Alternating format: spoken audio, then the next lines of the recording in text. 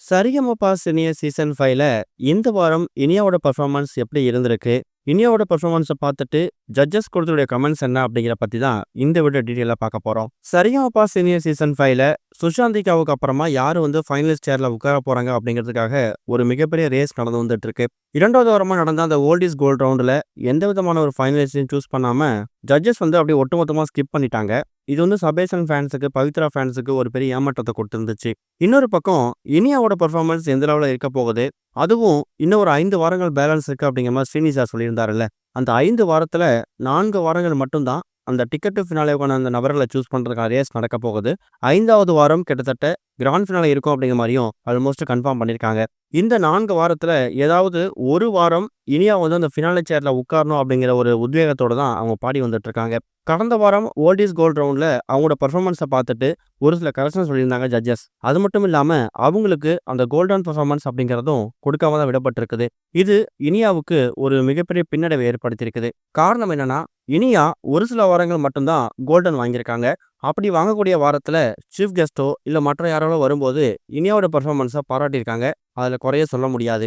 அப்ப இருக்கக்கூடிய போட்டியாளர்கள்ல இனியாவை விட சுமாரா பாடக்கூடிய போட்டியாளர்கள் அதிகமா இருந்ததால இனியா காப்பாற்றப்பட்டு வந்ததாகவும், இப்ப இருக்கக்கூடியவங்க எல்லாருமே டாப் நாச்சா பாடக்கூடியவங்க. சபேசன், பிரதீபா, அறிவழகன், பவித்ரா, ஷிவானி இவங்க எல்லாருமே ரொம்ப அழகா பாடக்கூடியவங்க. சொல்ல போனா செந்தமிழனும் இனியாவோட பெஸ்டா பாடக்கூடியவர். இவங்களோட போட்டி போடும்போது தான் இனியாவோட பொட்டன்ஷியல் என்ன அப்படிங்கிறது இப்ப ஒன்னொன்னா தெரிய வருது.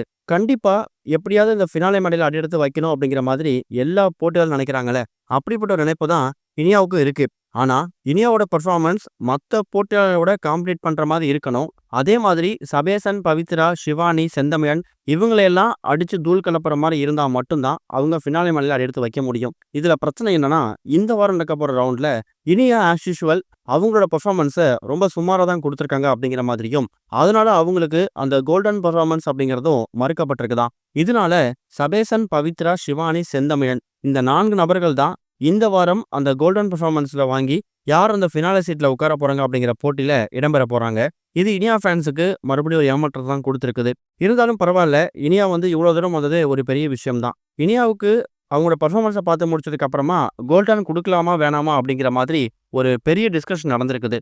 அந்த டிஸ்கஷனுக்கு அப்புறம் தான் ஒட்டுமொத்த ஜட்ஜஸும் சேர்ந்து இனியாவுக்கு இந்த வாரம் கோல்டனை ஸ்கிப் பண்ணியிருக்காங்க. இது மூலயமா இனியா இந்த வாரமும் ஃபினாலே ரேஸ்ல இடம் பிடிக்கிறதுக்கான அந்த வாய்ப்பை தவற விட்டதாகவும், அதனால அவங்களுக்கு அந்த ஃபினாலே சேர்ல உட்காரதுக்கான வாய்ப்பும் தராம விட்டுருக்காங்க அப்படிங்கிற மாதிரி அப்டேட் கிடைச்சிருக்கு.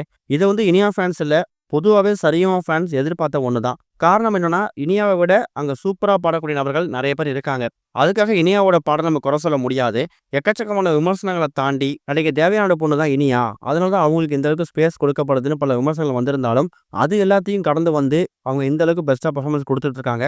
அவங்களால என்ன முடியுதோ அதை பாடிக்கிட்டு இருக்காங்க. அப்படிப்பட்ட இனியாவுக்கு கோல்டன் பர்ஃபார்மன்ஸ் கொடுக்காததை பற்றி நீங்கள் என்ன நினைக்கிறீங்க அப்படிங்கிற கருத்துக்களை மறக்காம கமெண்ட்ல மென்ஷன் பண்ணுங்க.